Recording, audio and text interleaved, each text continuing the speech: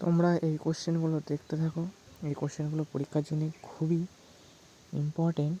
আর কোনো কোশ্চেন লাগলে তোমরা বলবে। এই কোশ্চেনগুলো তোমরা সবাই লিখে নেবে খাতাতে এবং অ্যান্সারগুলো পারলে স্ক্রিনশট করে নেবে। যেভাবে হোক তোমরা এগুলো কমপ্লিট করলে 100% কমন পাবেই পাবে। আর শর্ট কোশ্চেনের অ্যান্সার পাওয়ার জন্য তোমরা বেশি বেশি করে কমেন্ট করবে, তাহলে আমি শর্ট কোশ্চেনের অ্যান্সারগুলো তোমাদের জন্য তৈরি করে দিতে পারবো, না হলে দেওয়া সম্ভব নয়।